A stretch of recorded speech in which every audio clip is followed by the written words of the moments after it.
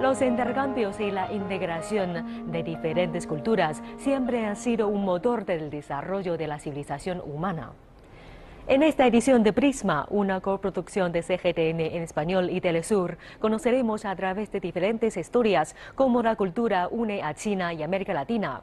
Soy Xixing desde los estudios de CGTN en español en Beijing, la capital china. Junto con todo el equipo de producción, saludo a nuestra compañera de Telesur, Rosa Colmenares, quien se encuentra en Venezuela. Hola Rosa, ¿cómo estás?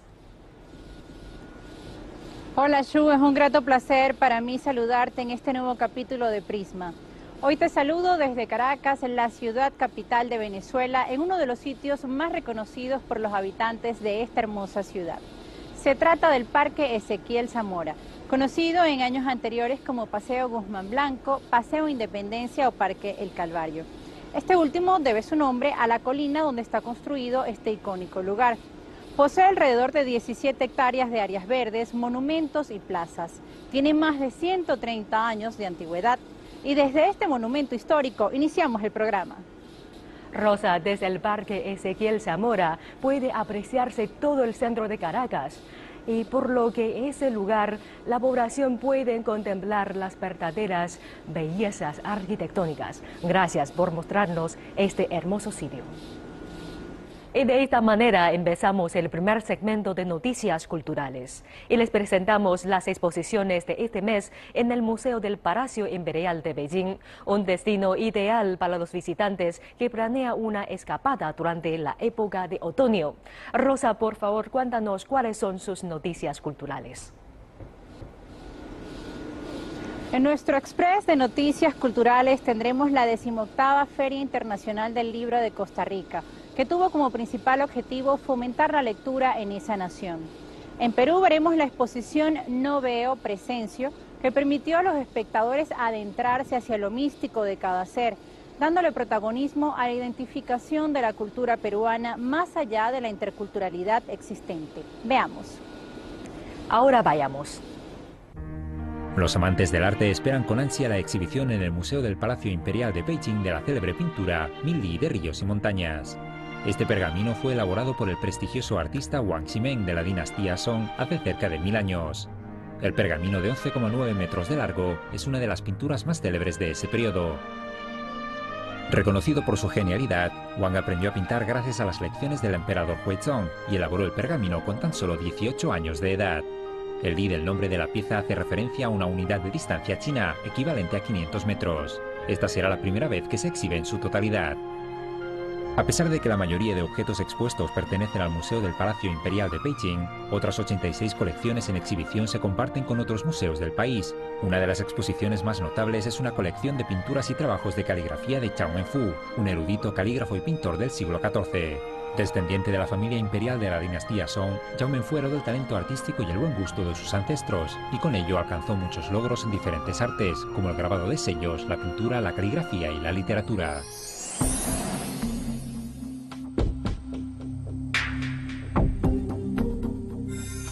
El Centro Cultural de Bellas Artes en Perú albergó la exposición No Veo, Presencio, del artista Carolina Estrada. La muestra, inspirada en el ritual de la ayahuasca, abarcó instalaciones con máscaras donde los visitantes pudieron interactuar a través del tacto, la vista y el oído.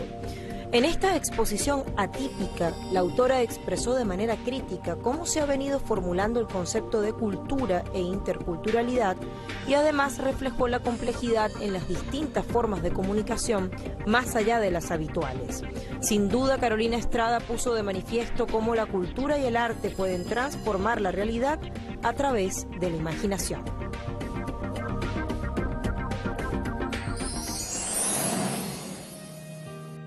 Literatura para todas las edades y todos los gustos fue exhibida en la 18ª Feria Internacional del Libro de Costa Rica. A este encuentro, que facilitó el acceso a títulos muy demandados y que no se encuentran fácilmente en las librerías del país, no solo asistieron miles de costarricenses, sino también escritores internacionales procedentes de México, Nicaragua, El Salvador, Chile y Perú. El evento, destinado a promover la lectura y la cultura del libro en toda la ciudadanía, rindió homenajes a la escritora Carmen Lira, a Jorge de Bravo, poeta de origen campesino, y al colombiano y Premio Nobel de Literatura Gabriel García Márquez por su profusa obra.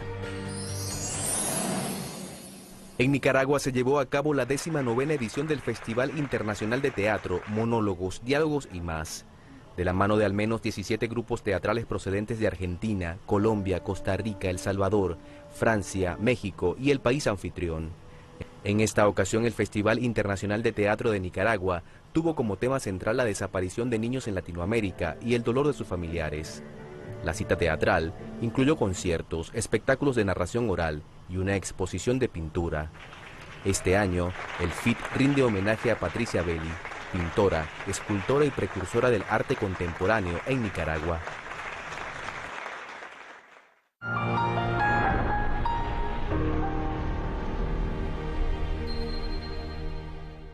Bienvenidos nuevamente. Hoy en nuestra sección de entrevistas, Telesur nos llevará a conocer a un muralista ecuatoriano. Rosa tiene más detalles. Rosa. Hacer arte es parte de la transformación de una nación. Pavel Egues, muralista ecuatoriano, ha tenido como bandera que el arte siempre está ligado a las necesidades sociales. Hoy en Prisma conoceremos qué lo apasiona y cómo su trabajo plasma el humanismo y contribuye al encuentro de la paz en esa nación latinoamericana.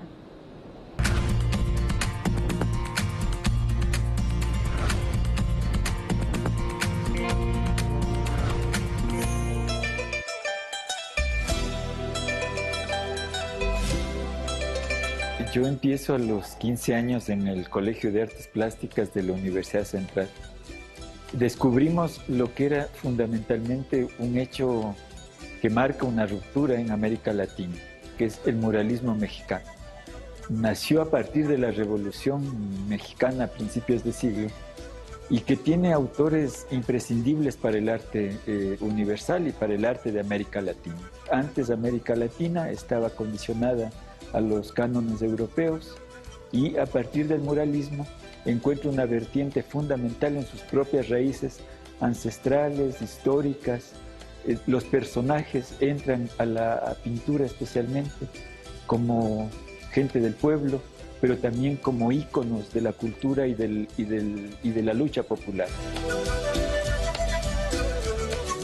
Yo hago una primera obra muy temprana, un gran mural, de mosaico y de concreto. Ahí de alguna manera me inauguro como muralista en el año 80, 82, que yo había venido de trabajar y de conocer la obra muralística de dos grandes artistas ecuatorianos, que son Eduardo Kigman y Osvaldo Guayasamín.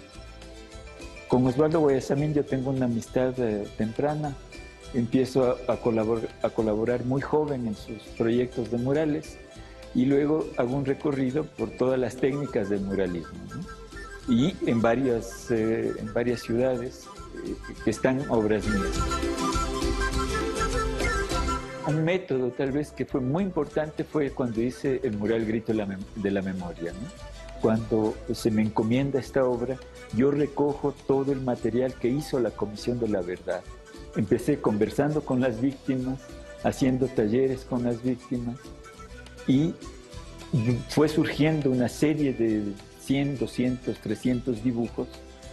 Un mural significa una reparación simbólica a las víctimas. Un mural significa no olvidarnos de la tragedia que vivieron miles de ecuatorianos. Entonces eso es conmovedor para el arte, ¿no? Entonces ahí fue surgiendo la idea de trabajar ligado a las víctimas y empezar a hacer una serie de dibujos hasta que se va plasmando una especie de mural colectivo que va surgiendo en torno a las ideas y a las miradas de todos, y así se construyó el Grito de la Memoria.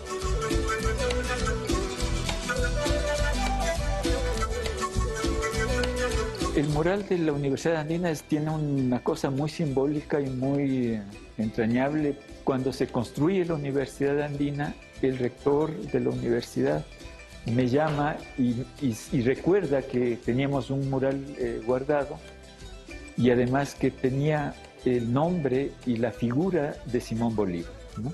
¿Por qué? Porque yo había pensado en ese Simón Bolívar necesario para la integración de América Latina en el año 84, es decir, una cosa un poco adelantada a la época que vendría después. Por ejemplo, es importante el mural que está en Caracas, un homenaje a Bolívar y Manuela, un gran formato de mural en cerámica policromada, que espero que acompañe siempre al centro de Caracas, que es un centro donde acontecen muchísimas cosas de la historia de América Latina.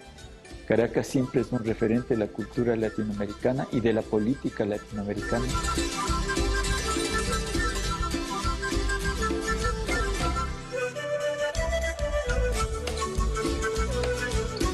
Aquí en la casa está fundamentalmente la última serie dedicada a las migraciones y a esa cosa enorme que conmueve al mundo y que sin embargo no se hace todo para contener esta tragedia, que es la cantidad de muertes, de migrantes que están atravesando el Mediterráneo y que el Mediterráneo se convierte en una especie de cementerio donde la propia humanidad está naufragando. Entonces esta obra piensa mucho en esa profundidad de las aguas, en esa necesidad de vernos como humanidad en ese naufragio, en esa deshumanización de este mundo incluso desarrollado. Entonces esta serie habla de eso, ¿no? Entonces tal vez por eso el azul como predominante, por eso esas miradas profundas que están cayendo casi en esa profundidad del Mediterráneo donde solo las madres, los hijos que se separan y que luchan por sobrevivir en esas aguas como testimonio de una tragedia de estos años del siglo XXI.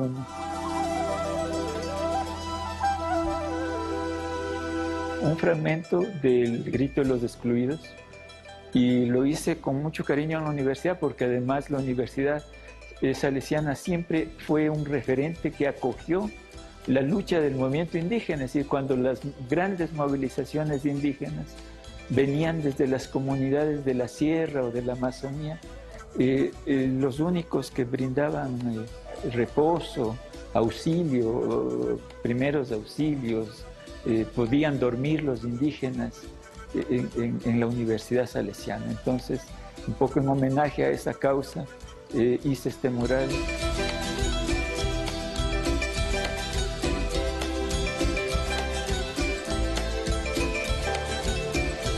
El dibujar es algo permanente y ahora el dibujar es algo además que gracias a la tecnología puede ser muy rápido y muy visto globalmente. Es decir, siempre estoy con el iPad dibujando sobre los acontecimientos casi del día a día y cosas que tienen que ser graficadas inmediatamente, ¿no? Es decir, yo creo que el arte digital de alguna manera ha reemplazado el afiche que teníamos como instrumento de batalla en las épocas de los 70s, de los 80s.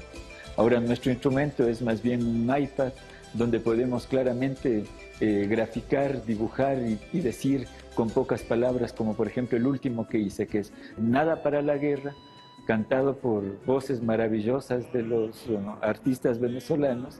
Me inspira en ese momento lo dibujo y ese momento, de alguna manera, las redes nos ayudan a difundir. Para el silencio una palabra, para la oreja un caracol, un columpio para la infancia y al oído un acordeón, para la guerra nada. Yo creo que cuando ya metes en tu vida tantos años de un ejercicio que se vuelve indispensable, es como que ya no puedes vivir sin eso, es decir, la necesidad ya casi cotidiana de estar en tu estudio, de pensar, y al pensar instintivamente empiezas a trazar, ¿no?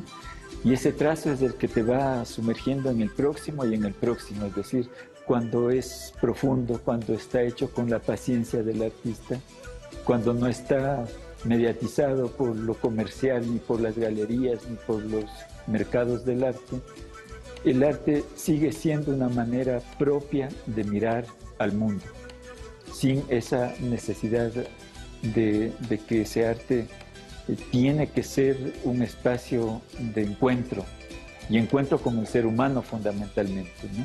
Desde ahí sí, el arte siempre es un arte de rebeldía, un arte de subversión, es un arte que busca la verdad, pero fundamentalmente es un arte que busca el humanismo y la paz.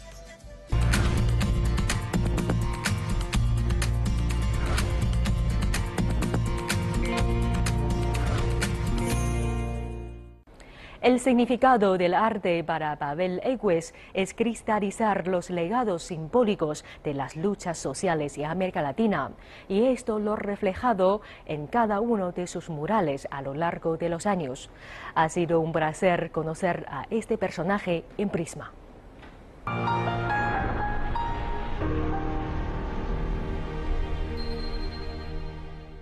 Cuando hablamos de la cultura tradicional china, no podemos evitar mencionar la ópera de Beijing. Se trata de una forma de arte escénica completa que integra elementos de literatura, canto, danza y espectáculo. En el pequeño escenario sobre el que se desarrolla, la ópera de Beijing nos muestra una infinidad de aspectos históricos y sociales. Con ya 200 años de antigüedad, este arte despierta gran interés tanto en China como en el resto del mundo. En este documental les invitamos a descubrir con nosotros los encantos que se esconden en el fascinante mundo de la ópera oriental, junto a maestros y aficionados.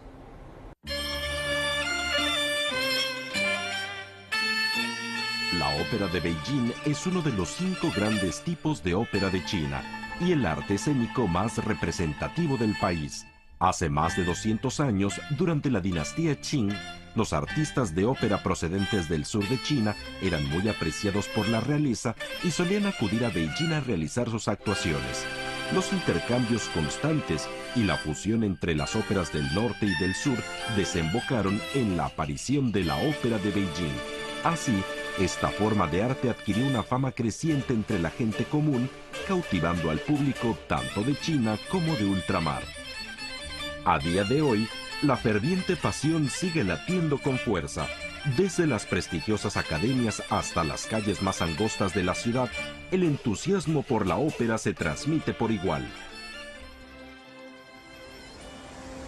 La Academia Nacional de las Artes Dramáticas de China, la institución más prestigiosa para el aprendizaje de la ópera tradicional, está situada aquí, en el sur de Beijing.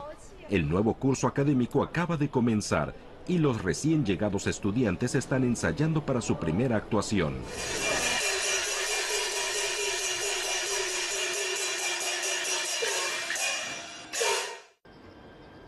Tu Peng es profesor en el Departamento de Ópera de Beijing y hoy se reunirá con los nuevos alumnos por primera vez. Desde niños, el respeto al profesor y la práctica constante conforman la enseñanza más tradicional de la ópera de Beijing. Hoy día, pese a que los métodos se han ido actualizando, las largas horas de rigurosa práctica siguen siendo un elemento indispensable. Los alumnos deben estudiar al menos 6 años en una escuela secundaria especializada en ópera china y aprobar estrictos exámenes para acceder finalmente a la academia.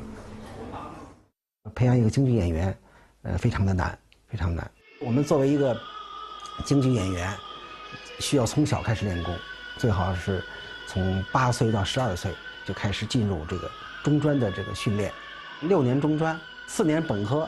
它关键是要通过10年的时间，把这些所有的基本功都练好，再去练学一些剧目，才能够胜任于合格的演员。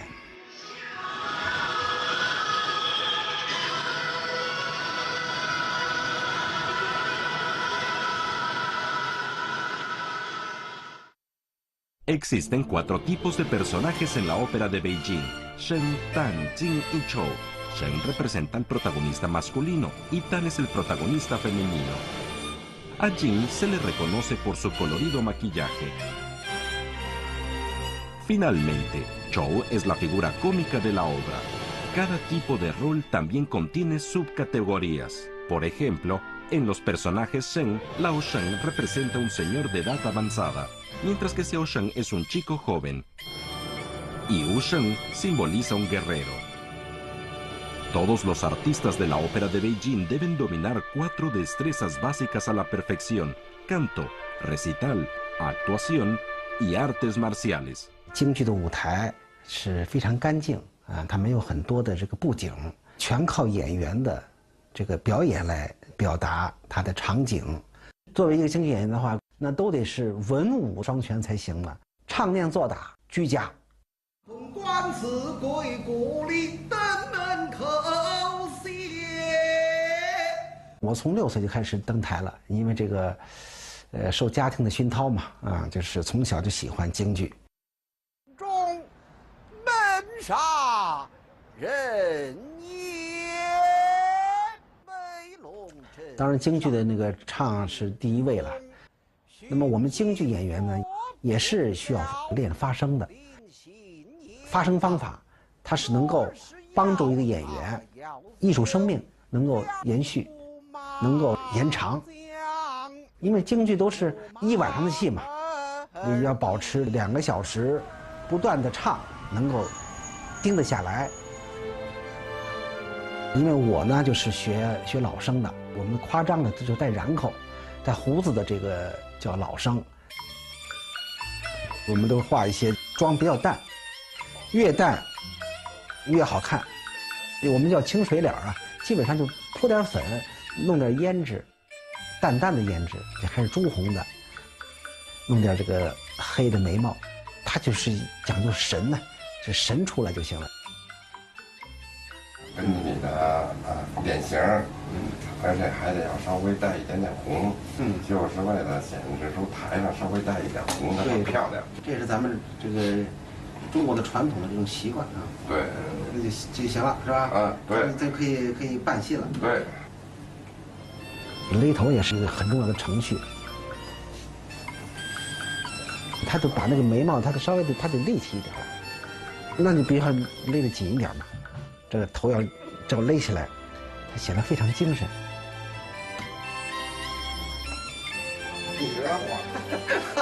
穿服装也得别人帮你去穿，因为我们这个服装都是穿好几层啊，再重再厚，到了舞台上也得让观众感觉你很轻松啊。所以说京剧演员这个功夫是很厉害的。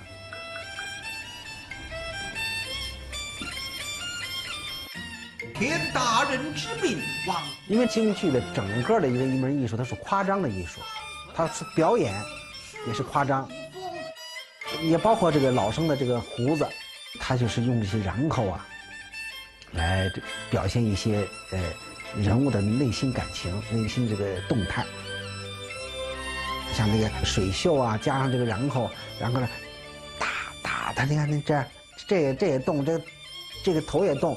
观众看着就特别美，看戏的人嘛，他就是看这些东西，看你做的怎么样，唱的怎么样，你的表演怎么样。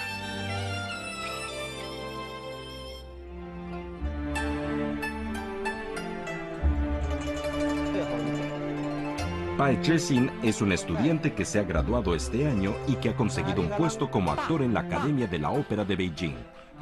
Hoy ha regresado a la escuela a ver a su profesor, el señor Tu, para pedirle consejos sobre su actuación en el nuevo repertorio.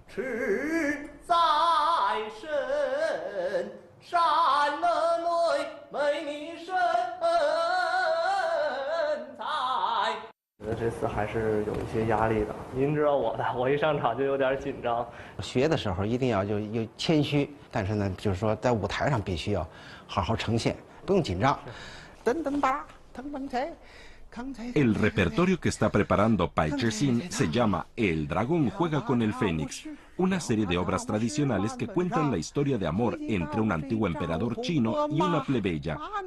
Bai Zhexin es el encargado de interpretar el papel del emperador. 京剧就是说，确实是看角儿。为什么这个戏演了100多年，还在演，到现在还演，是吧？就是观众其实就是听你的唱。 看你的表演，那天到时候我们一块儿去看你演出去啊，给你捧场。谢谢啊！哎呀，要这个神 Los fines de semana, los días que Tupong no trabaja, va a menudo al lago de Houhai, en el corazón de Beijing, a pasar el rato con los aficionados a la ópera de Beijing. En China hay una enorme cantidad de gente apasionada por este arte, de edades y ocupaciones muy distintas. Hoy se han reunido unos cuantos jóvenes que esperan con entusiasmo la opinión de Tu sobre sus actuaciones.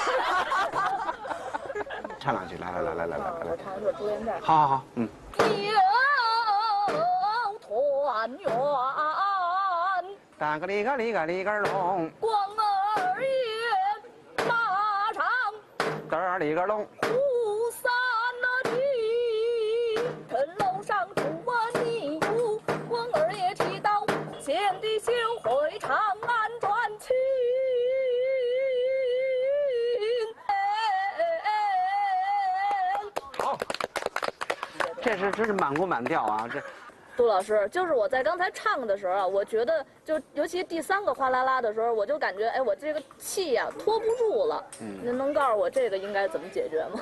这位同学确实是这个唱的这个很不错，因为这一段这个专业的演员唱也是很费劲的。但是我觉得你的味道，你的这个发声的这个位置，这味道都挺好，气一定要省着用，存着最后用。希望你继续努力啊！咱们这些搞专业的一定要好好跟戏迷学习，向票友学习嘛，就学他这种精神。他太迷了。那咱们这一行，我说咱们这搞专业的，你不迷你干不好的，不能太直啊！一同去游啊！这不能拿伞。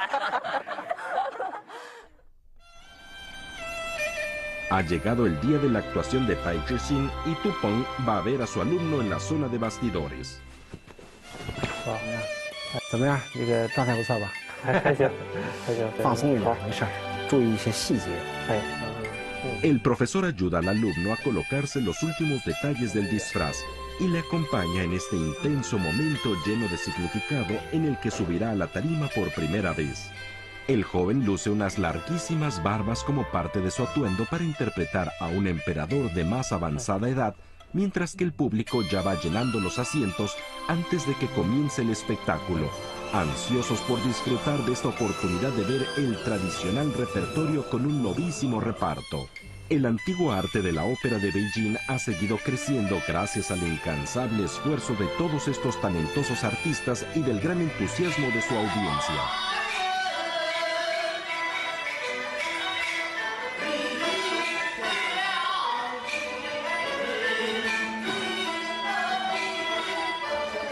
我对京剧呢，这个充满了这个信心，因为什么？它确实它太吸引我了。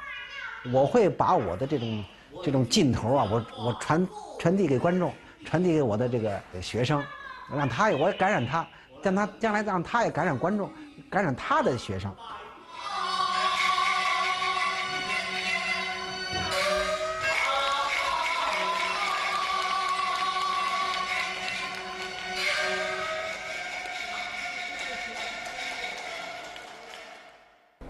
La ópera de Beijing está ejerciendo una gran influencia tanto dentro del país como fuera de sus fronteras. En la actualidad, muchos extranjeros viajan a China exclusivamente para estudiar este género. Y además, varias compañías chinas han emprendido giras por otros países, ganándose la ovación tanto del público como de la crítica. Esperamos que estas compañías dispongan cada vez de más oportunidades de viajar a los países latinoamericanos para que ustedes conozcan esta maravilla de la cultura china. Así terminamos este episodio de Prisma. Rosa. Julio Cortázar, el célebre escritor argentino, decía: la cultura es el ejercicio profundo de la identidad. Gracias a todo el equipo de CGTN en español por mostrarnos parte de su identidad y por dejarnos mostrar parte de la nuestra. Hasta un próximo episodio de Prisma, la cultura que nos ilumina. Gracias, Rosa. Se despide de ustedes Xixin desde Beijing. Síganos en nuestras cuentas oficiales de CGTN en español y de Telesur en las redes sociales. Hasta la próxima edición.